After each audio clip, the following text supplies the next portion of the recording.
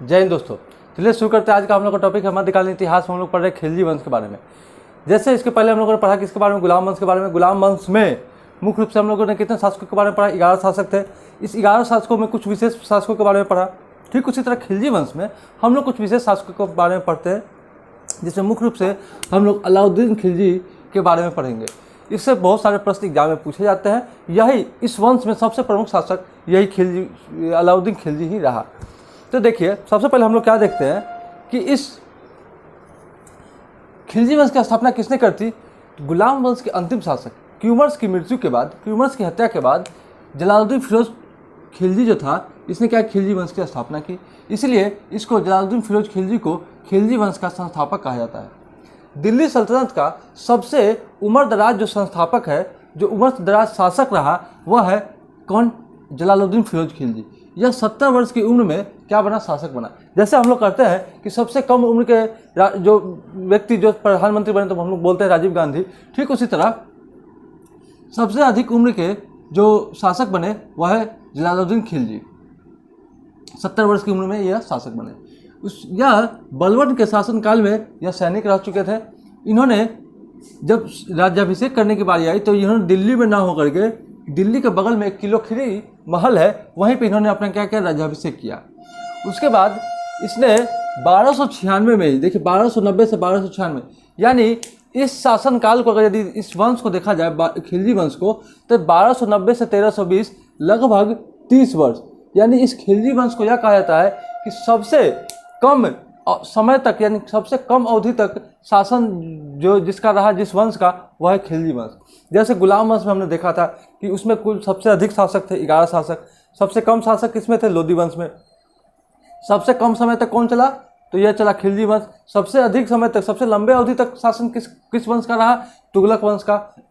ठीक इसी तरह हम लोग को क्या करना है, सैयद वंश। सैयद वंश उतना महत्वपूर्ण नहीं है। सबसे कम महत्व का कौन सा वंश है, वह है सैयद वंश।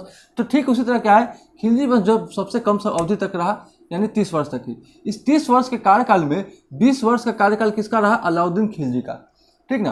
तो इसीलिए यह देखिए कि 1296 में ही क्या हुआ, अलाउद्दीन खिलजी को क्या दक्षिणी अभियान में के लिए भेजा गया। यानी कि देखिए 1290 से 1296 तक कौन आता है, जलालुद्दीन फिरोज खिलजी रहता है। जलालुद्दीन फिरोज खिलजी जो होता है अलाउद्दीन खिलजी का चचा रहता है। ठीक ना। ये होता क्या है कि अलाउद्दीन खिलजी के जो पिता होते हैं, कि जब अलाउद्दीन खिलजी जो बचपन में ही जब कम उम्र का ही था, तो उसी समय क्या होता है, इसके पिताजी अलाउद्दीन खिलजी के पिताजी मर जाते हैं। यानी कि जलालुद्दीन फिरोज खिलजी के भाई जो होते हैं वो मर जाते हैं। इसीलिए उसने क्या किया कि अलाउद्दीन खिलजी को क्या किया, दक्षिणी अभियान के लिए भेजा। क्योंकि इसके पहले जितने भी शासक आए वह सभी उत्तर भारत तक ही सीमित थे। दक्षिण में कोई भी शासक अपना अधिकार या कहिए या फिर कोई भी आक्रमण, कोई भी लड़ाई नहीं लड़ा। तो इसलिए क्या किया, जलालुद्दीन फिरोज खिलजी ने क्या किया, दक्षिणी अभियान हेतु अलाउद्दीन खिलजी को भेजा। कब, 1296 में। 1296 में जब अलाउद्दीन खिलजी जब गया दक्षिणी अभियान में, तो वहाँ पे जब दक्षिणी अभियान में जब युद्ध किया, लड़ाई किया, यानी सबसे पहले वो शायद गुजरात में ही गया था। तो वहाँ पे जब युद्ध हुआ, वहाँ से उसका उद्देश्य था धन लूटना। ठीक ना। वहाँ गया, धन लूटा और लड़ाई किया, युद्ध किया, धन लूटा। धन लूटने के बाद जब वापस आया तो इसके मन में यह हुआ कि हम काफ़ी वीर व्यक्ति हैं, हमको भी अब शासक बनने की योग्यता आ चुकी है, हम भी अब शासक बन सकते हैं। इसी मन में जो यह उसकी उत्सुकता थी, इसी कारण उसने क्या किया कि वह जब यहाँ से जब दक्षिणी अभियान से जब वापस जा रहा था, तो उसने क्या किया कि अब यहाँ से जाने के बाद बहुत सारा धन लेकर गया, बहुत सारा धन लेकर गया। इस धन को क्या किया, इसके चचा यानी जलालुद्दीन खिलजी को लगा कि यह हमें कुछ धन तो, मतलब वहाँ से जो भी लूट कर आएगा तो कुछ देगा, लेकिन इसने क्या किया, कुछ धन नहीं दिया। और वहाँ से आने के बाद ही इसने क्या किया, इसकी जलालुद्दीन फिरोज खिलजी की हत्या कर दी। यानी कि अलाउद्दीन खिलजी ने अपने चाचा जलालुद्दीन फिरोज खिलजी की क्या करी, हत्या की। कब की, यानी 1296 में ही। इसी दक्षिणी अभियान के बाद जब वापस जाता है तो उसी समय क्या करती है, हत्या कर देती है। यानी भतीजे अलाउद्दीन खिलजी द्वारा क्या होती है, हत्या हो जाती है जलालुद्दीन फिरोज खिलजी की। जब इसकी हत्या हो जाती है तब अगला शासक कौन बनता है, अलाउद्दीन खिलजी, यानी इसका भतीजा। अलाउद्दीन खिलजी जब शासक बनता है, क्योंकि यह अभियान जीतने के बाद इसमें एक वीरता की भावना आ जाती है, तो इसने क्या किया, अलाउद्दीन खिलजी ने, इसका वास्तविक नाम था अली या गुरसब, इसका क्या था, वास्तविक नाम था। अब देखिए जलालुद्दीन खिलजी का क्या होता है, इसने अपने पुत्री जलालुद्दीन खिलजी अपने पुत्री की विवाह इसी अलाउद्दीन खिलजी से करता है। अब कहिएगा ये तो भाई बेटा के समान है, भतीजा है, तो मुस्लिम धर्म में तो ऐसा कुछ चलता नहीं है। तो इसने क्या किया, अपने अपने पुत्री की शादी अलाउद्दीन खिलजी से किया, इसीलिए जलालुद्दीन खिलजी जो है सो भतीजा और दामाद भी कहा जाता है। फिर जलालुद्दीन खिलजी अलाउद्दीन खिलजी का भतीजा भी हुआ और दामाद भी हुआ। ठीक, अब देखिए इसके बाद क्या हुआ, जब इसने युद्ध जीत करके आया, युद्ध जीतने के बाद इसमें जब बहुत सारे जब दक्षिणी अभियान में जब यह जीता तो इसमें एक चाहत आई, वीरता की जब भावना आई ना, तो इसने यह सोचा कि हम भी सिकंदर के समान इसमें विश्व विजेता की चाहत आ गई कि हम भी क्या करेंगे, पूरे विश्व में एक दिन विजेता बनेंगे। और इसलिए इसने क्या किया, एक उपाधि धारण करती है जिसका नाम है सिकंदर द्वितीय सानी या फिर सिकंदर सानी की उपाधि क्या करता है, धारण करता है। क्यों करता है, क्योंकि सिकंदर के समान ही इसको विश्व विजेता बनने की चाहत इसको आ जाती है, इसलिए इसने क्या की उपाधि धारण करता है। और दूसरी बात, यह जो है व्यक्ति यानी अलाउद्दीन खिलजी कहा जाता है कि दक्षिण भारत पे दक्षिणी अभियान में दक्षिण की ओर युद्ध करने वाला, दक्षिण का क्षेत्र पर विजय करने वाला पहला शासक कौन रहा, तो वह रहा अलाउद्दीन खिलजी। ठीक, अब देखिए पहला सुल्तान था जो धर्म को शासन से अलग किया। इसने क्या किया था कि जो खलीफा हुआ करते थे, खलीफा से क्या होता था, परमिशन लेना पड़ता था सुल्तान के लिए, लेकिन इसने ऐसा कुछ नहीं किया। इसने क्या किया कि धर्म को और शासन को क्या बिल्कुल अलग रखा। धर्म को और शासन को अलग रखने का मतलब क्या था कि इसने धर्म के साथ धर्म के अनुसार शासन करने का नहीं सोचा, इसने धर्म को अलग रखा और शासन को अलग रखा, क्योंकि धर्म शासन को मिला करके शासन नहीं किया कि कोई भी शासन व्यवस्था वगैरह धर्म के अनुसार नहीं करना चाहा। ठीक, यह इसकी क्या प्रमुख विशेषता रही कि पहला सुल्तान रहा जो दिल्ली सल्तनत का, जिसने धर्म को शासन से क्या रखा, अलग रखा। पहला तुर्क जो विंध्य पार किया, यानी कि जो हम लोग देखते हैं कि विंध्य पर्वत श्रेणी जो है, उस विंध्य पर्वत श्रेणी के दक्षिण में क्या है, दक्षिण भारत हम लोग जानते हैं, उसके ऊपर उत्तर भारत। तो इसने क्या किया, विंध्य पर्वत को पार किया, यानी इसके पहले जो भी शासक आए वह सभी क्या किया, विंध्य पर्वत श्रेणी को पार नहीं किया, यानी उत्तर भारत में ही शासन किए, दक्षिण भारत में कोई नहीं आया। लेकिन यही एक पहला व्यक्ति अलाउद्दीन खिलजी जिसने क्या किया, पहला तुर्क जो विंध्य पार किया यानी दक्षिण भारत पर आक्रमण किया। इसने क्या किया, सिक्कों पर द्वितीय सिकंदर जो है सो लिखवाया सिक्कों पर। ठीक ना, अनेक, और इसी के समय क्या हुआ कि अनेक मंगोल आक्रमणकारी हुआ। यह देखिए 30 वर्ष के शासनकाल में 4 वर्ष तो ये रहा, लेकिन यह अकेले कितना वर्ष रहा, 20 वर्ष रहा। ठीक ना, अकेले कितना वर्ष रहा, 20 वर्ष। तो इसी के समय में सबसे ज़्यादा क्या हुआ, मंगोल आक्रमणकारी क्या हुआ, सबसे ज़्यादा इसी के समय में आए। अब देखिए पहला तुर्क था मंगोल आक्रमणकारी, इसने दक्षिणी अभियान में क्या हुआ, इसने दक्षिणी अभियान के नेतृत्व में क्या किया, मलिक काफूर के नेतृत्व में इसने दक्षिणी अभियान किया। मलिक काफूर कौन था, इसका सेनापति था।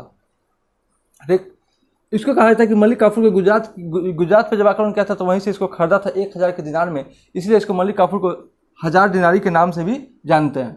ठीक, और इस समय इसके दरबारी कवि भी थे एक अमीर खुसरो, यह भी इसमें शामिल थे दक्षिणी अभियान में, और धन प्राप्ति इसका मुख्य उद्देश्य था।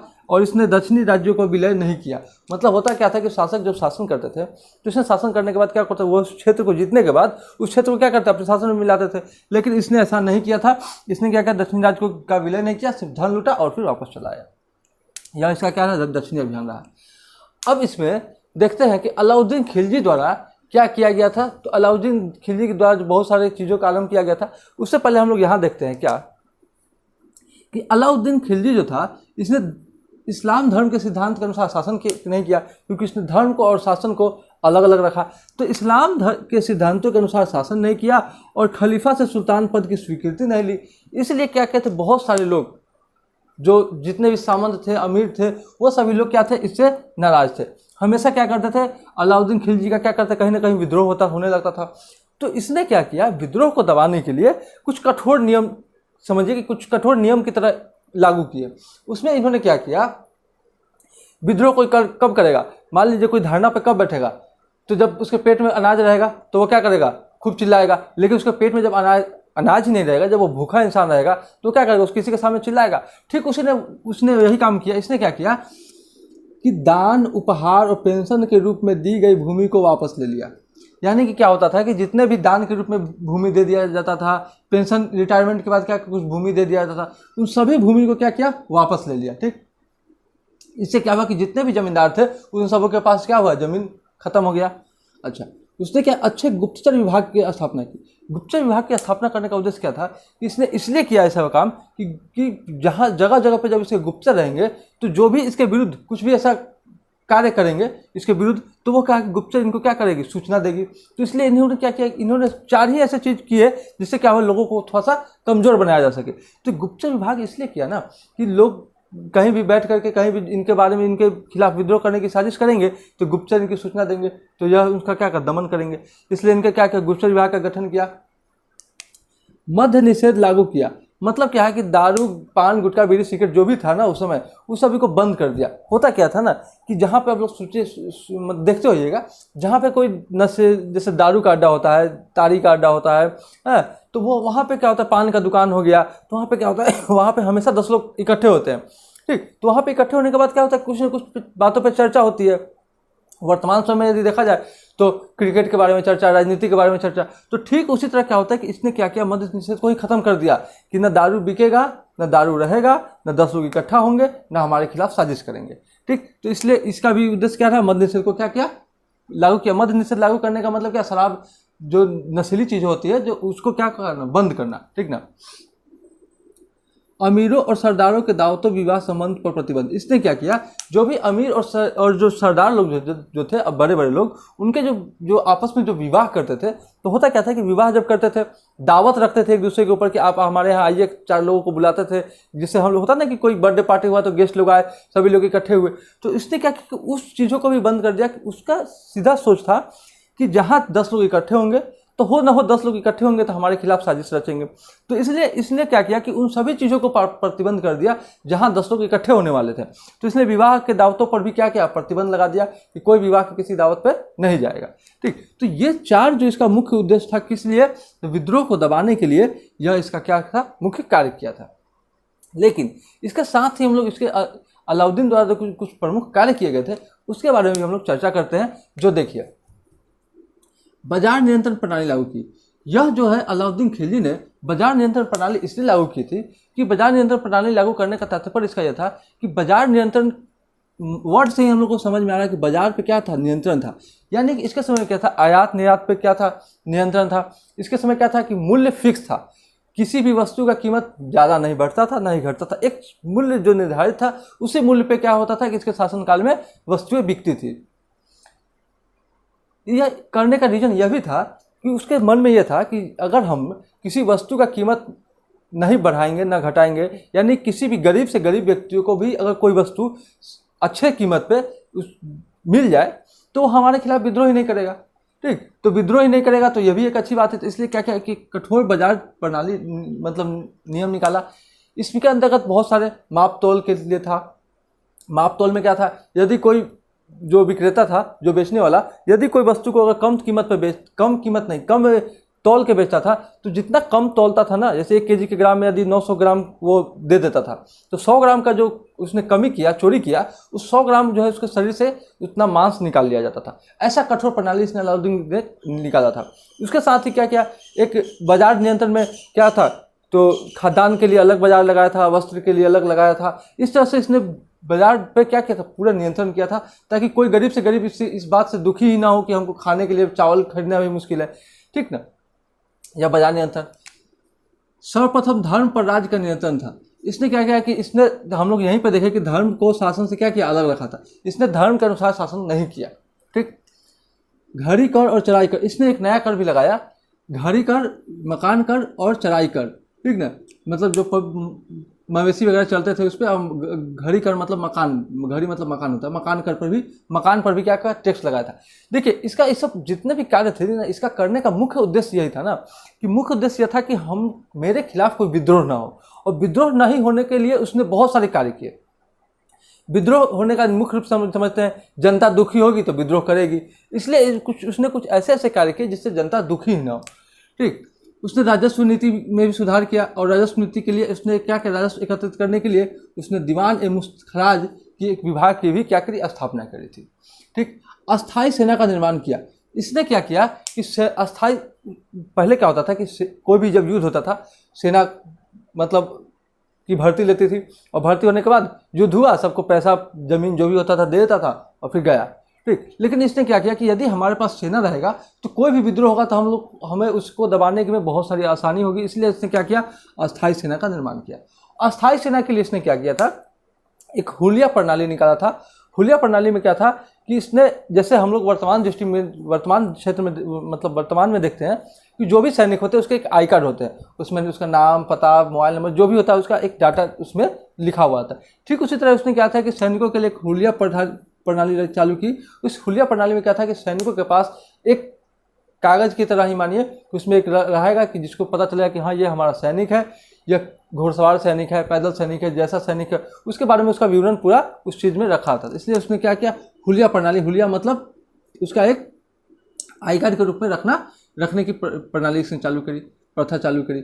उसके बाद ही उसने क्या, घोड़े को दागने की प्रथा चालू करी कि घोड़े पे उसके घोड़े की संख्या कितनी है, ठीक ना, उस पर घोड़ों पे कौन से अच्छे क्वालिटी के जो भी घोड़े थे उसको अलग, मतलब एक अलग करने के लिए कि घोड़ों को दागने के लिए, घोड़ों को दागने का मतलब ये नहीं कि घोड़ा को उसको कुछ किया जाता था, मतलब घोड़ा पे एक नंबरिंग किया जाता था कि ताकि एक पता चले कि उसको कितने हमारे पास घोड़े हैं, कितने घोड़सवार सैनिक है, घोड़े में कितने कौन से अच्छे सैनिक है। तो इस तरह इसने क्या किया, घोड़े को दागने की एक प्रथा चलाई थी। उसने सैनिकों के लिए क्या किया, सैनिकों को एक नगद वेतन देना शुरू किया, ठीक ना, जिससे सैनिक भी खुश होने लगे कि युद्ध जीत गया, इसको पैसा मिलने लगा, या फिर युद्ध नहीं भी जीता था उनके साथ उनके पास काम करे तो पैसा उनको मिलता था। तो एक नगद वेतन का भी शुरुआत किया था। इसने एक कार्य और क्या किया, जो टैक्स था ना उसको 1/2 से बढ़ा करके कितना कर दिया, 1/2 कर दिया, यानी कि बिल्कुल भी क्या, आधा कर दिया था, ठीक ना। तो ये भी एक कार्य किया था उसने। तो इस तरह से उसने, अलाउद्दीन द्वारा बहुत सारे कार्य किए गए थे। बाकी जो कुछ विशेष कार्य और भी है जिसको हम लोग प्रशासनिक क्षेत्र में, जो दिल्ली सल्तनत का प्रशासनिक जो टॉपिक आएगा उसमें हम लोग विशेष रूप से पढ़ेंगे, ठीक। अब देखिए, अलाउद्दीन खिलजी जो था, इसका जो सेनापति था एक था जफर खान, ठीक। जफर खान की मृत्यु क्या होती है कि हम लोग जानते हैं कि इसके समय में सबसे ज़्यादा मंगोल आक्रमणकारी हुआ। तो इसके समय में क्या हुआ, मंगोल से लड़ते समय इसकी क्या होती है, मृत्यु हो जाती है किसकी, जफर खान की। जफर खान कौन होता है, अलाउद्दीन खिलजी का सेनापति रहता है। उसके बाद क्या होता है, उसके एक और जो सेनापति है मलिक काफूर, जिसके बारे में हम लोग देखें, यह गुजरात से मिला था।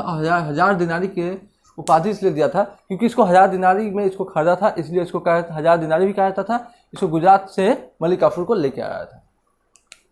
1303 में चित्तौड़गढ़ के शासक राणा रतन सिंह के साथ संघर्ष हुआ। देखिए 1303 में हम लोग एक बहुत महत्वपूर्ण मूवी सिनेमा देखेंगे जिसका नाम था पद्मावती, या पद्मावत मूवी का नाम था। उसमें हम लोग देखे थे, सेम वही कहानी है इसके बारे में कि 1303 में चित्तौड़गढ़ के जो राजा थे राणा रतन सिंह, उसके साथ इसमें संघर्ष हुआ। संघर्ष की कहानी यह रही कि अलाउद्दीन खिलजी को जो है सो राणा रतन सिंह की जो पत्नी होती है रानी पद्मिनी जिसको हम पद्मावती भी बोलती है, उसके प्रति वह आकर्षित हो गया। उसकी सुंदरता को देख करके अलाउद्दीन खिलजी रानी पद्मिनी के प्रति क्या हुआ, आकर्षित हो गया। अब इस आकर्षण के प्रति अलाउद्दीन खिलजी को उस रानी को चाहने के प्रति बिल्कुल वह उत्तेजित हो चुका था कि हमें उस किसी तरह यह रानी पद्मिनी हमें चाहिए। अब क्या हुआ, इसी रानी पद्मिनी के चाहत के लिए इसने क्या है, राणा रतन सिंह के साथ संघर्ष हुआ। अलाउद्दीन खिलजी ने राणा रतन सिंह को धोखे से क्या किया, इसको युद्ध होता है, युद्ध में तो जीतता नहीं है। राणा रतन सिंह भी काफ़ी मजबूत शासक रहा, इसने जीतता नहीं है, लेकिन राणा रतन सिंह को क्या करता है, धोखे से पीठ पर छुरा मार करके क्या करते, इसकी राणा रतन सिंह की हत्या कर देती है। जब राणा रतन सिंह की हत्या होती है, इसकी सूचना जब पद्मावती को, यानी कि पद्मावती रानी पद्मिनी को जब मिलती है, तो इसने क्या किया कि जौहर, जो हम लोग एक नाम सुनते हैं कि जौहर प्रथा, इसने क्या किया कि आग जला करके और खुद उसमें स्वयं को क्या किया, आग में समाहित कर दी, आग में जल गई। और इस तरह क्या हो, रानी पद्मिनी क्या होती है, मर जाती है। राणा रतन सिंह की क्या होती है, अलाउद्दीन खिलजी पीठ में खंजर घोंप कर मार देता है।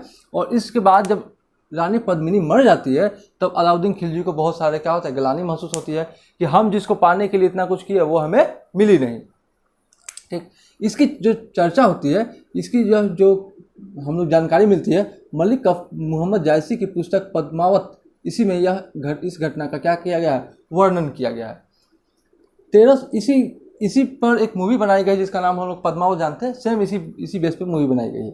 1307 में मलिक काफूर ने दक्षिण भारत पर अभियान में देवगिरी के शासक रामचंद्र देव के विरुद्ध किया। 1307 में क्या किया, इसने मलिक काफूर ने दक्षिण भारत के अभियान में देवगिरी के शासक रामचंद्र देव के विरुद्ध क्या किया। देवगिरी क्या है, तो देवगिरी औरंगाबाद, महाराष्ट्र औरंगाबाद के क्षेत्र है देवगिरी। यहीं पे क्या किया, मलिक काफूर के विरुद्ध दक्षिण भारत का अभियान किया रामचंद्र देव। और इसको रामचंद्र देव को जब यह मलिक काफूर हरा देता है, रामचंद्र देव हार जाता है, तो इसको ले जाता है, तो इसको रायसन की उपाधि देता है कौन, अलाउद्दीन खिलजी। बंदी बनाकर रामचंद्र को ले जाता है। इसके बाद 1310 में वारंगल आक्रमण में खिलजी को कोहिनूर हीरा, 1310 में इसी वारंगल आक्रमण में कोहिनूर हीरा इसको मिलता है।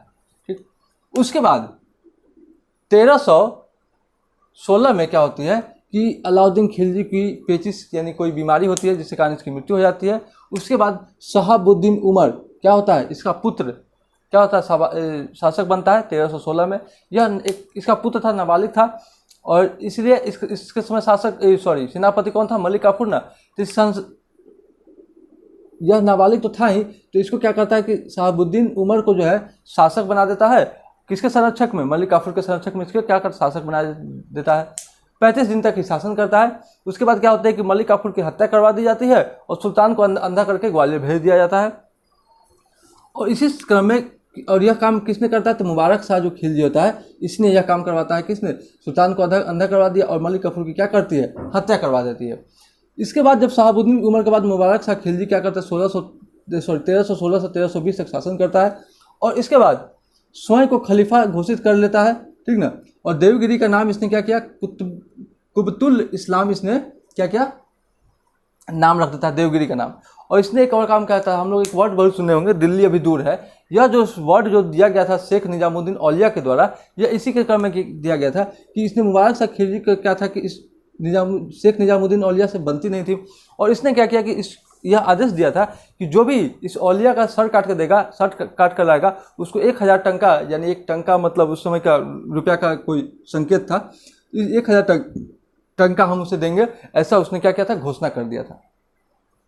और इसकी मृत्यु के बाद कौन, नासिरुद्दीन खुसरो खां, जो 1320 तक रहा, अंतिम शासक रहा। इसने गाजी मलिक द्वारा जो हत्या कर दी जाती है, और यही गाजी मलिक बाद में किसके, तुगलक वंश की स्थापना करती है।